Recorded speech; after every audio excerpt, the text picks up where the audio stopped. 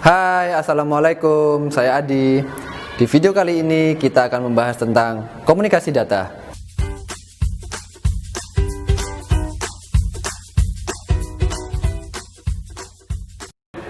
Di dalam kehidupan sehari-hari, kita sering berbicara tentang komunikasi, apa itu informasi, dan lain sebagainya ya. Tapi tahukah kita apa pengertian dari komunikasi itu sendiri? Apa pengertian dari komunikasi data? Oke, komunikasi adalah cara untuk menyampaikan pesan, menyampaikan berita, menyampaikan pendapat dalam segala macam bentuknya. Nah, apa yang kita sampaikan di komunikasi itu adalah data. Data merupakan fakta tentang peristiwa yang telah terjadi di masa lampau, dapat berupa suara, dapat berupa gambar, maupun video. Nah, dari data mentah inilah diolah menjadi suatu informasi. Nah, informasi sendiri itu apa? Nah, informasi sendiri adalah hasil dari pengolahan data yang dapat digunakan untuk kebutuhan saat ini maupun yang akan datang. Setelah kita mengetahui pengertian dari informasi, kita mengetahui pengertian dari data dan juga komunikasi itu sendiri, lalu apa sih komunikasi data tersebut ya? Komunikasi data adalah cara ataupun sistem yang digunakan untuk mengirim pesan melalui media transmisi.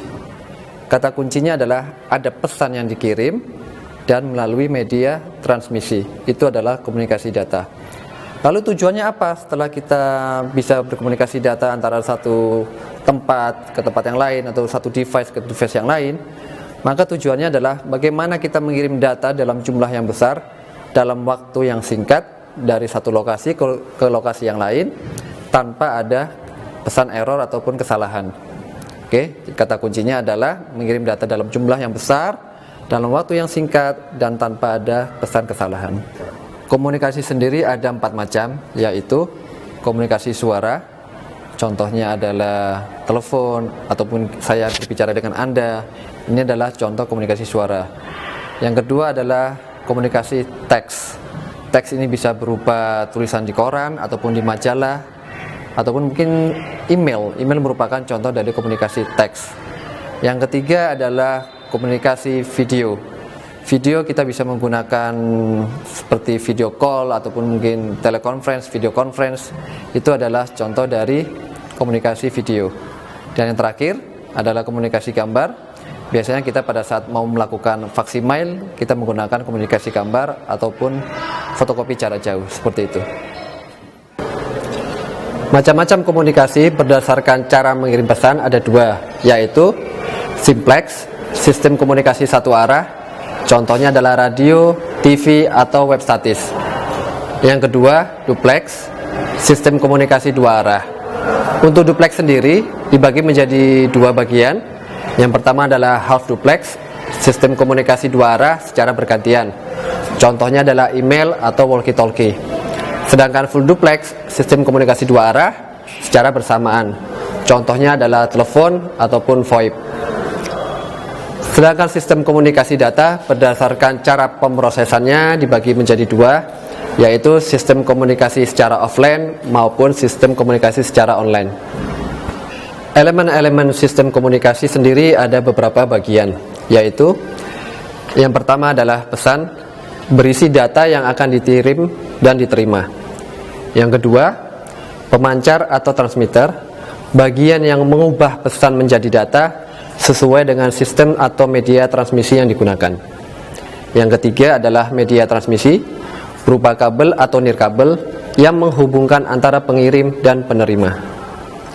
Yang keempat, penerima atau receiver, bagian yang menerjemahkan data yang diterima untuk kemudian diubah kembali menjadi pesan. Yang kelima, protokol, seperangkat aturan atau prosedur dari proses mengubah pesan menjadi data, lalu mengubah data menjadi gelombang yang sesuai dengan media transmisi, dan mencari jalur terpendek ke penerima, hingga menerjemahkan data menjadi pesan.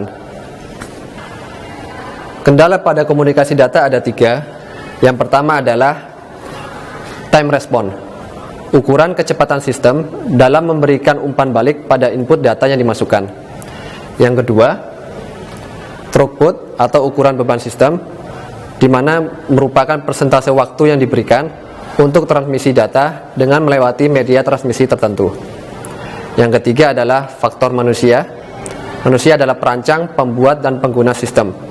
Jadi, lancar tidaknya sebuah sistem tergantung dari manusia itu sendiri.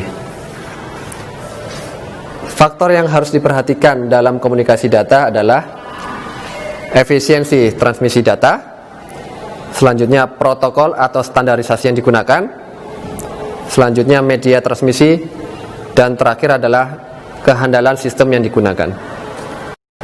Sekian video kali ini.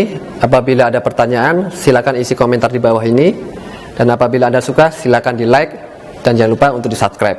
Terima kasih. Assalamualaikum.